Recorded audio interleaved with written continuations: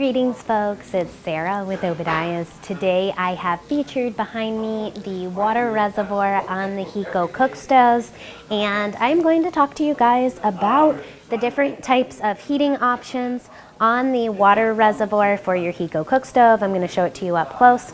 This is basically a stainless steel water reservoir option. Typically it does not plumb into anything, but you do have the option to plumb into a water coil. So I'm going to take you up close and explain that and show you how that would work.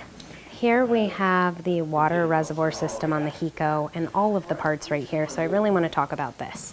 This is going to be the water reservoir tank. As you can see, they are two separate tanks. They do funnel together through this back piece in which the flue goes through.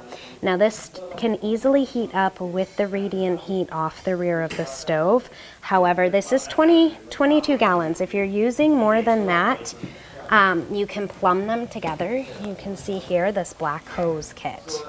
This is what plumbs the water reservoir into the stove, which means this hot water is going to circulate through the stove into here.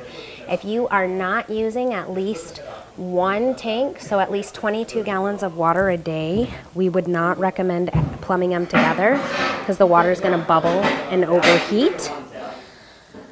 If you're not using that full amount of water, you can just use the radiant heat off the rear of the stove. Now this is a coil kit. You can use a coil for two separate things. You can use the coil in the water reservoir, which would be shown with these plumbing systems here to connect it in. Or you can go with a bigger style coil here, which would plumb out these rear ports and it would plumb into your domestic hot water.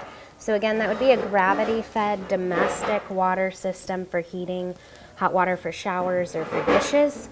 This is going to be a manual feed, this water reservoir. This does not plumb into anything. Here's your spigot right here.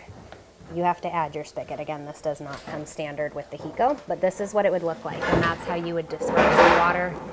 These are stainless steel tanks, but we don't list them for food just because water can become stagnant. So this is the water reservoir system.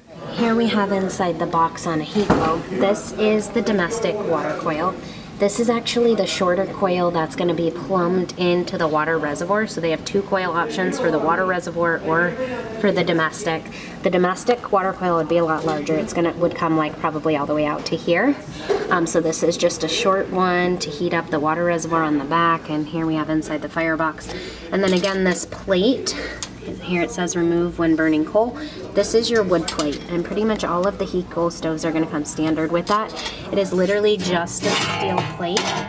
You can see it picks up and that just sits over the top of the roller grate, and that is what you want when burning wood, so your wood ashes don't fall through your roller grate.